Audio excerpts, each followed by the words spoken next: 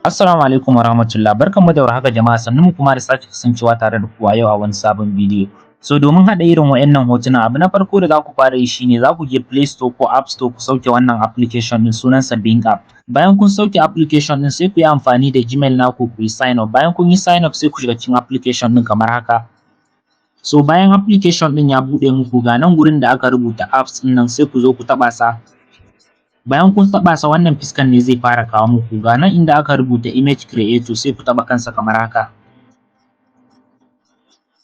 So bayan ya kawo muku wannan fiskan, kun ga waɗannan hotunan duka misali ne na aikin da AI yake yi. Kun ga waɗannan hotunan gaba ɗaya babu su a zahiri. To sai ku zo daidai wajen box ɗin nan.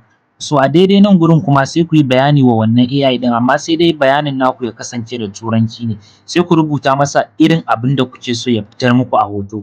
Alal misali, bari mu yi amfani da wannan rubutun, a man.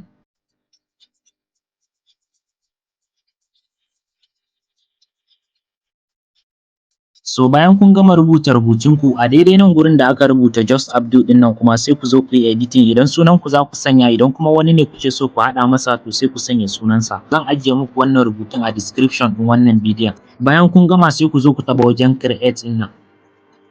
To sai ku ɗan jira kaɗan, baya ɗaukan wasu mintuna da yawa, 'yan sakanni ne kawai. So kun ga gashi nan har ya gama creating mana, so sai ku buɗe sa kamar haka. So kun ga wannan shine abin da ya fitar mana, kun gani? Gashi nan. Kun gan su ga su nan dukkaninsu. Kun gani?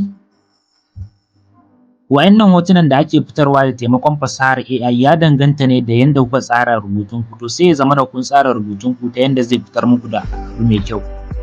Ina fatan kun ji daɗin wannan sabon bidiyon, sannan kar ku manta da danna wannan bidiyon alamar like, sannan ku danna alamar subscribe tare da danna alamar ƙararrawa a YouTube channel namu domin samun bidiyoyinmu da zarar mun ɗora. Sai mun haɗu da ku a next video.